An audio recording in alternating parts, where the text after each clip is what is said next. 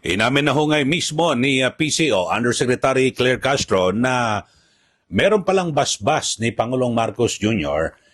Ito hong aksyon ng Department of Justice na kung saan ay tinugunan po yung hiling ng ICC na bigyan po ng proteksyon yung mga sinasabing testigo laban po kay Pangulong Rodrigo Duterte na ang kaso ay nasa ICC ngayon sa The Hague, Netherlands. So, yun po, at yan po yung pag-amin mismo, pagkumpirma ni PCO Yusek Claire Castro. Kasi ang tanong, ang linaw po ng tanong, di ba nung una, binabanggit ni Pangulong Marcos Jr. na, kahit na anong sa pamamaraan ay hindi raw po makikipag-cooperate ang Pilipinas dito po sa ICC. So ito, pakinggan ho natin yung kumpirmasyon, bagamat ang sinasabi ho ng Malacanang, hindi, ito naman yung para lang sa proteksyon na mga testigo. So, bagamat hindi direkta o indirect na pakipagtulungan kasi ang ICC ho ang nag-request na protektahan ito hong mga di umano'y testigo laban po kay Pangulong Duterte. Ito, pakinggan ho natin mga kababayan. Sinabi po ni Secretary Boying Remulla ng Department of Justice na nakikipagtulungan ang kanyang kagawaran sa ICC para protektahan ng mga witnesses sa kasong crimes against humanity ni Pangulong Duterte. Unang tanong po, ito ba ay may basbas ng Pangulo at ito na ba ang posisyon ng bansa na makikipagtulungan na tayo sa ICC? Parang sa ating pagkakadinig ay tutulungan ng DOJ ang mga witnesses para makapag-testify, para mabigyan ng hustisya ang dapat na mabigyan ng hustisya. Hindi directly makikipagtulungan sa ICC. But this is upon the request of the ICC. Still, ang tutulungan po natin ay ang kapwa nating Pilipino na nangangailangan ng tulong para mabigyan sila ng hustisya. At yan din naman po ang sinasabi ng Commission on Human Rights at ating kausap. Ito po ang kanilang mensahe. The CHR, as constitutionally mandated, has always made its services readily available to the extent possible to all victims, regardless of circumstances and status in its pursuit of justice and accountability for alleged violations of human rights, whether local or abroad, with assistance of relevant government agencies if necessary. At ayon din naman po sa DOJ, kahit sino pang witnesses, kung ito po ay witnesses ng mga biktima, mapa-ICC man po ito o sa ibang mga pagkakataon, tutulungan pa rin po nila. Going back to my original question, may basbas po ito ng Pangulo. Yun po ay, yun din naman po ang gusto ng Pangulo, mabigyan ng hustisya ang dapat mabigyan ng hustisya. Okay, so maliwanag po at inulit po ni Ivan Mayrina ng GMA7 ang kanyang tanong kung ito po ba ay may basbas ng Pangulo. So ang sagot po ni Yusek Claire Castro ay yun naman daw po ang gusto ng Pangulo na mabigyan po ng hustisya at siyempre ay yung issue rito ay maprotektahan ito hong mga sinasabing testigo na tatayo laban po kay dating Pangulong Duterte dyan po sa ICC. So mali po yung mga dating binabanggit mismo ni Pangulong Marcos Jr. na hindi po makikipag-cooperate. Alam nyo ho, yung pakikipag-cooperate, ano tawag ho niyan sa wikang Pilipino? Pakikipagtulungan, pakikipag-ugnayan, ganun din ho yun, no? Indirect man o direct, di ba? Directan man ho, hindi.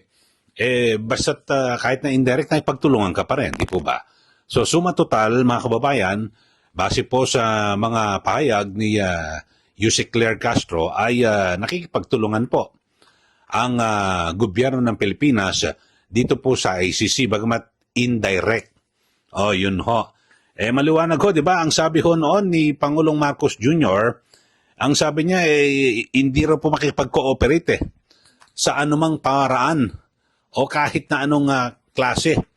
Balikan lang ho natin yung naunang pahayag ni Pangulong Marcos Jr. para makumpleto ho natin yung ating komentaryo dito po sa isyong ito.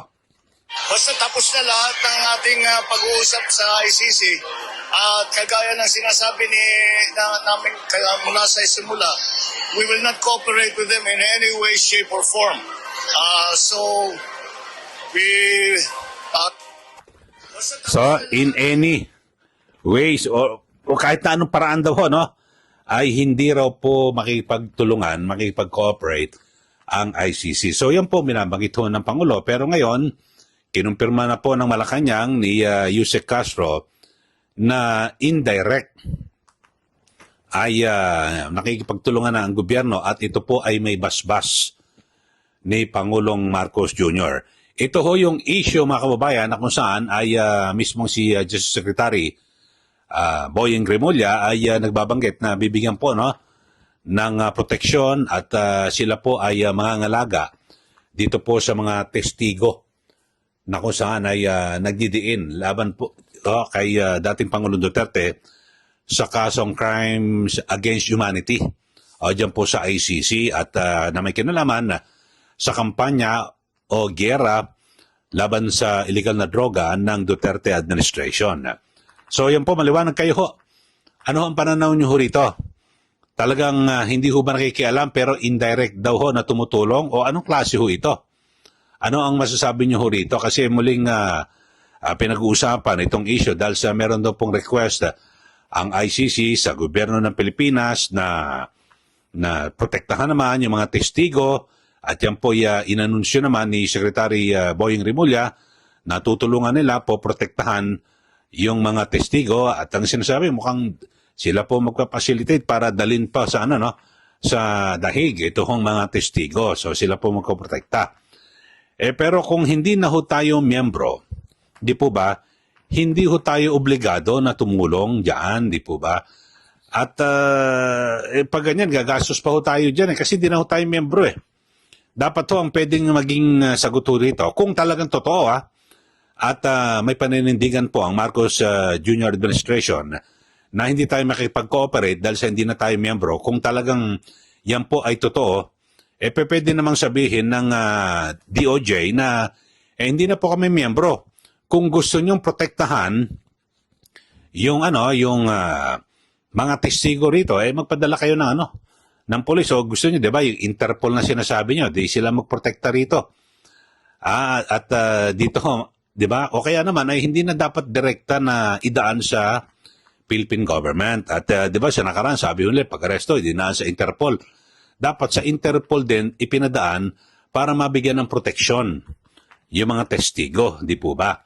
Yun lang ho, kung talagang totoo na naninindigan itong si Pangulong Marcos Jr., na hindi po makikipag-cooperate. Ang liwanag ho ng binabagit niya, na kahit na anong forma, kahit na anong pamamaraan na hindi raw po makikipag-cooperate ang kanyang administrasyon dito po sa ICC. Pero ngayon, sabi po ni Yusek Castro, hindi kasi mandato naman daw na dapat daw ho natulungan kung sino man yung mga testigo para makamtan yung hostisya na kinakailangan. Sa akin okay lang ho talagang kung gusto nyo kamtan yung hustisya, pero ang issue rito ay kung nakikialam ba o nangihimasok at nakikipagtulungan ba ang gobyerno ng Pilipinas sa ICC. Kasi ang pinaghuhugutan lang po natin dito at pinagbabatayan, yung sabi po ng Pangulo. Kasi 'di ba, ang sabi nga dapat pag may binigyang pahayag ang Pangulo, yun na ang paninindigan ng administrasyon at hindi po ito mababago, 'di ba?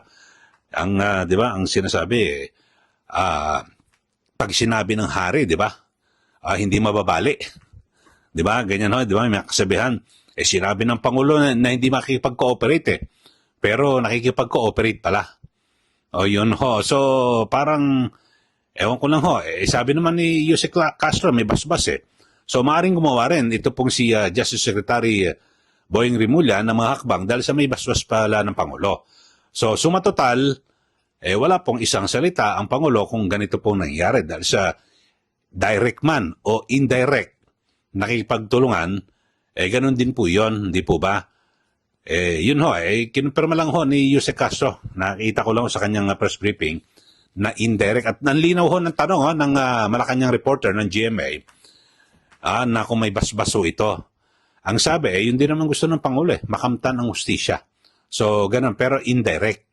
O hindi direkta yung basbas. So, ganun din ho yun. Okay, so kayo ho, sa ating mga suki, dito po sa ating channel, ano ba nakikita nyo? Indirect o direct? Pareho lang ba yun? Ako, panan ako, parehas lang ho yun na tumutulong o nakikipag-cooperate. Di po ba? Dapat pag sinabong hindi tayo makipag-cooperate, lahat zero. Direct man yan o indirect, wala. Dapat ho ganon, di po ba?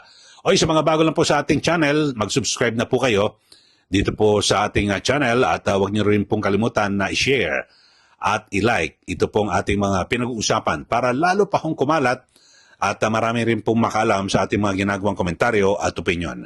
Maraming salamat muli. Ito po si Ka Eli. Magandang araw po sa ating lahat.